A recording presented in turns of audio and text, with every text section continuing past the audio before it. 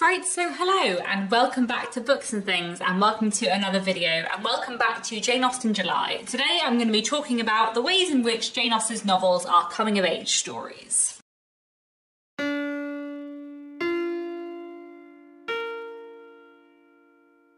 So today I just wanted to have a bit of a chat about the ways in which I think you can read Jane Austen's books as coming-of-age stories. Obviously there are a lot of things going on in a lot of Jane Austen's books. Her books are love stories, her books are works of social criticism, but I also think there's a big coming-of-age element to a lot of her novels, to the majority of her novels. So I'm going to be talking about 5 of her books today. I'm not going to be talking about Persuasion, and I'm not going to be talking about Lady Susan, because the heroines of those books are slightly older. Anne Elliot is 27, and Lady Susan is 35, I think. And that's not to say you can't have a coming-of-age story about someone who's 27, you absolutely can. But I feel like those books are not set up as coming-of-age stories in the way that her other 5 books are. So I'm going to go through these books and just have a bit of a chat about the ways in which I think these are coming-of-age stories and the kind of coming-of-age elements that they explore, I suppose. As with many of my Jane Austen July videos, this video is probably going to have some spoilers. So if you haven't read the 5 Jane Austen books I'm going to talk about today, maybe step away from this video and come back later. But anyway, let's start off with talking about Northanger Abbey. So Northanger Abbey is the story of a young woman called Catherine Morland.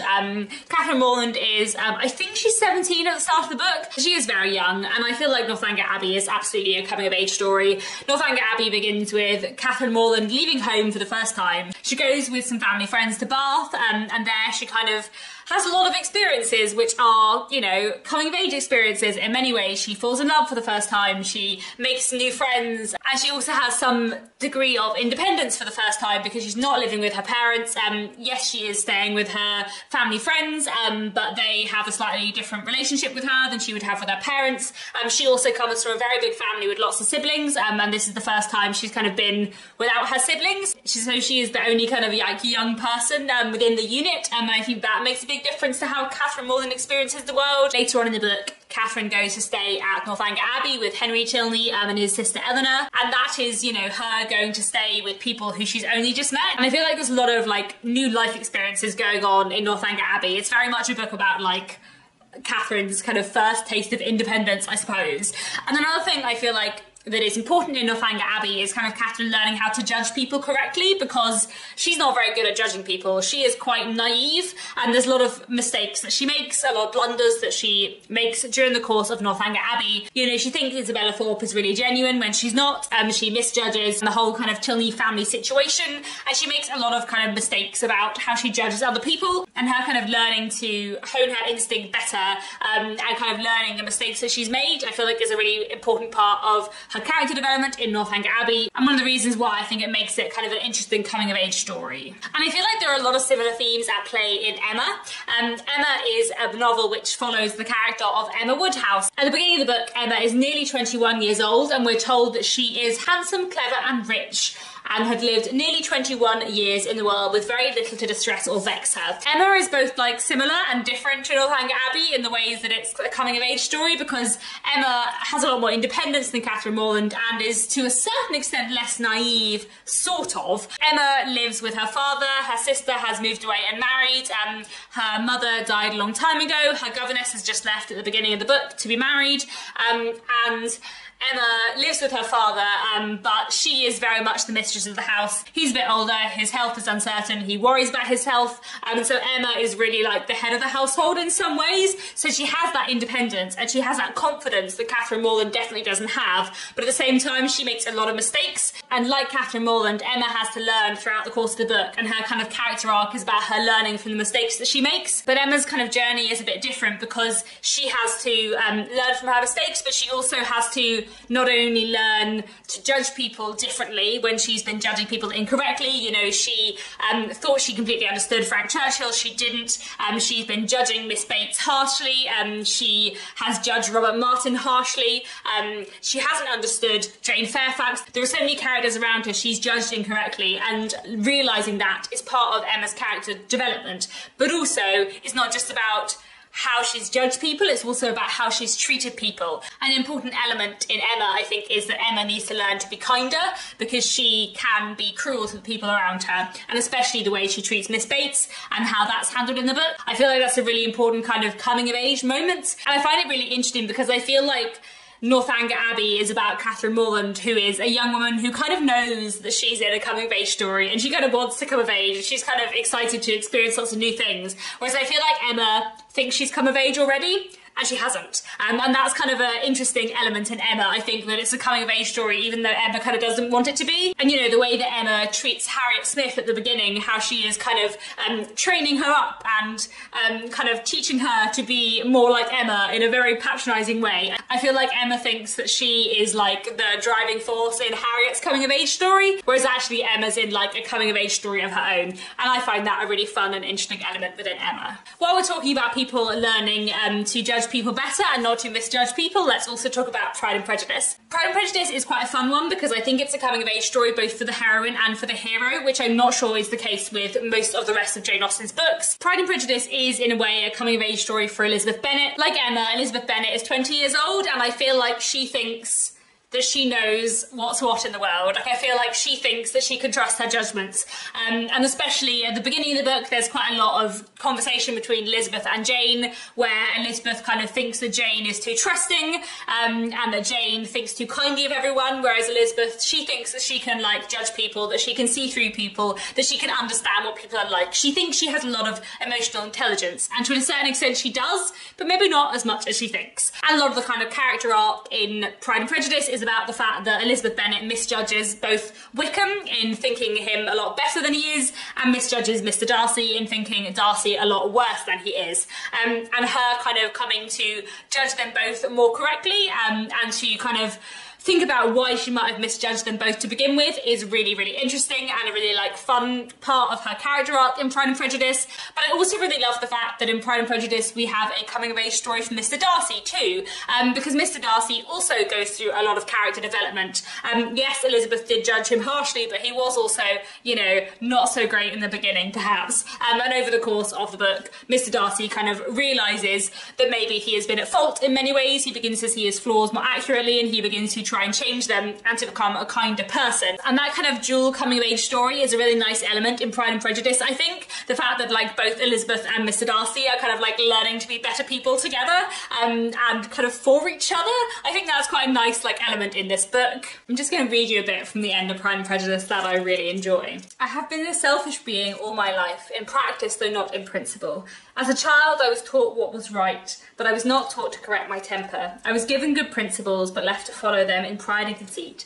Unfortunately an only son, for many years an only child, I was spoilt by my parents, who though good themselves, allowed, encouraged, almost taught me to be selfish and overbearing, to care for none but my own family circle, to think meanly of all but the rest of the world, to wish at least to think meanly of their sense and worth compared with my own. Such I was from 8 to 28, and such I might still have been but for you, dearest, loveliest Elizabeth. I feel like that's a really nice speech from Mr. Darcy to Elizabeth, and I feel like it really highlights the journey and the kind of character arc and the coming of age story that he has gone on in his own right, as well as Elizabeth going on hers. So that's a really nice way that I enjoy Pride and Prejudice as a coming of age story. Obviously I appreciate I said that I wasn't including Anne Elliot, she was 27 and Mr. Darcy's 28, but I feel like Anne Elliot has already come of age. I feel like Anne Elliot knows what's what in Persuasion, so we're still not going to talk about Persuasion here.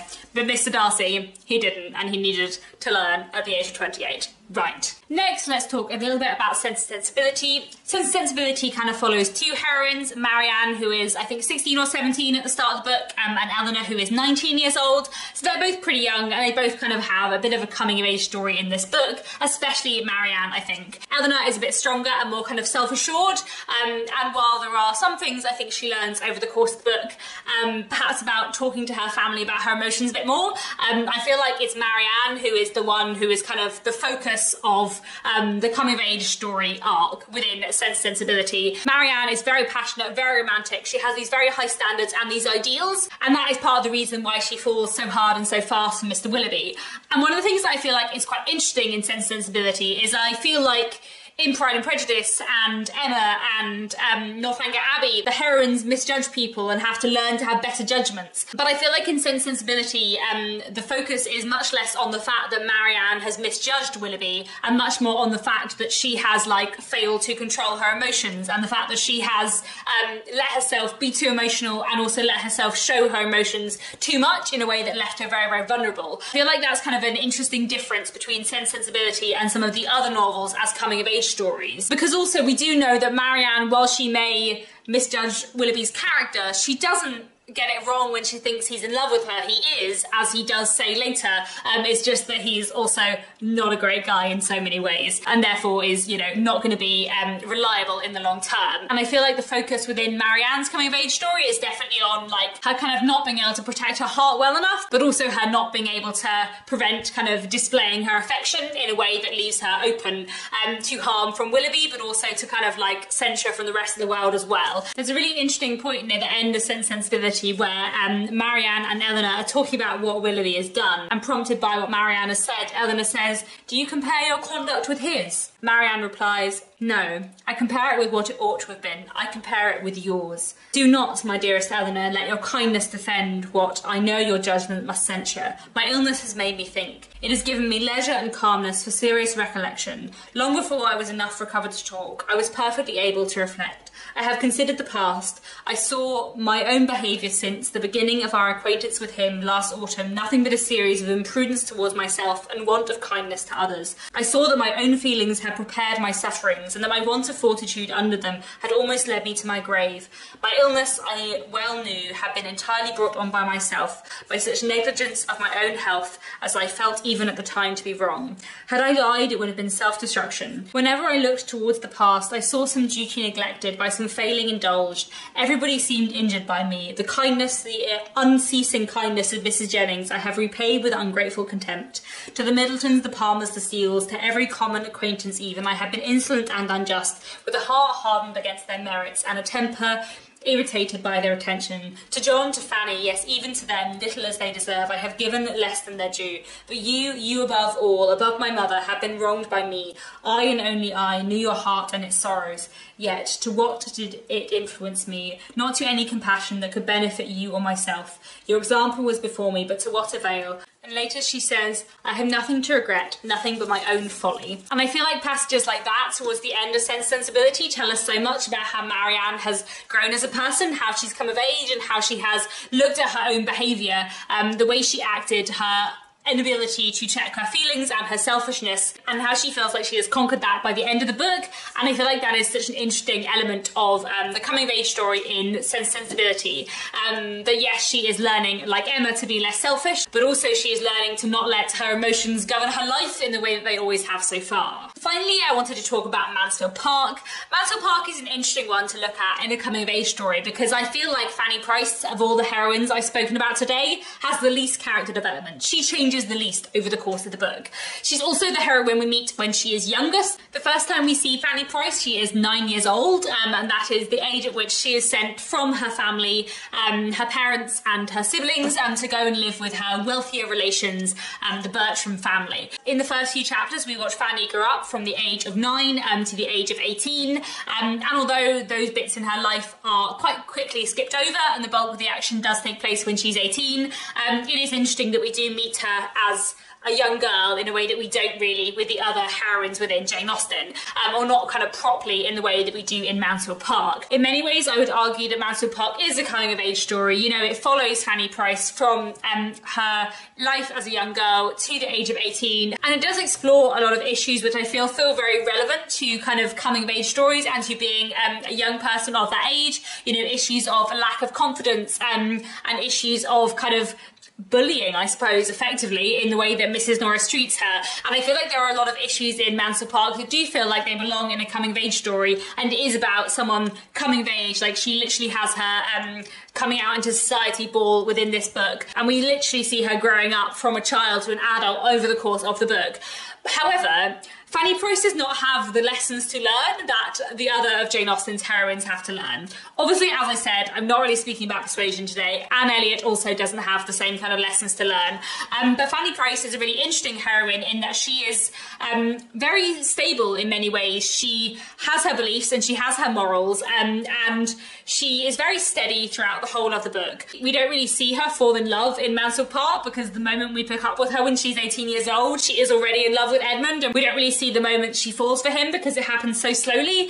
And we don't see her learning from her mistakes because she doesn't make mistakes. All her judgments are apt, all her judgments are correct. Okay, maybe she thinks that Edmund Bertram is slightly greater than he is, but you know, who knows? But she judges Mary and Henry Crawford really early on correctly in a way that no one else around her can do. She has much greater emotional intelligence than a lot of Jane Austen's other heroines, and she understands people and judges people correctly in a way that a lot of her other heroines fail to do. And perhaps Fanny Price does have to learn to stick up to herself when Henry Crawford proposes and she has to go against her family and say, no, I'm not going to marry that man. That's the moment where this character, who has before that point been really meek, actually does stand up for herself and say that she will not do something. But actually that comes from the fact that she has always judged him correctly, and that's something I find really interesting. And in a way, the character who misjudges and has to learn and adjust their judgments is Edmund, Fanny's love interest, because, you know, he is the one who has a view of Mary Crawford that turns out not to be correct.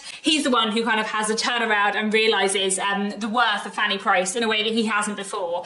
So in a way, maybe Mansfield Park is more of a coming-of-age story of Edmund, even though he's a bit older, and maybe Fanny Price herself doesn't really need to come of age at all, because she already knows who she is and what she thinks. Even like the one thing that Fanny Price thinks of as her flaw, which is her unrequited love for Edmund. You know, when she goes home to see her parents and her siblings, she is really thinking hard about the fact that she wants to cure herself of her feelings for Edmund. Even that emotion that she views as something she needs to conquer doesn't need to be conquered, because in the end they do end up together and she does get her wish. And so it's kind of interesting how Mansfield Park is like set up as a coming of age story, but Fanny Price kind of doesn't need to come of age because she's already fine and she already knows what she's doing.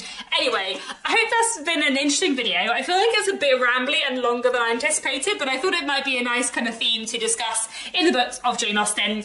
Please do let me know down in the comments if you have any thoughts. If you think any of these books are coming of age stories, what elements of coming of age did you find interesting in these books? If you think Persuasion is a coming of age story and I've missed lots out, then let me know down in the comments. I'm sure I could have found some stuff to say about it, but it just felt like it didn't fit into the category as neatly as the rest of these books. And that's all for now. Thanks so much for watching, and I'll be back very soon with another bookish video.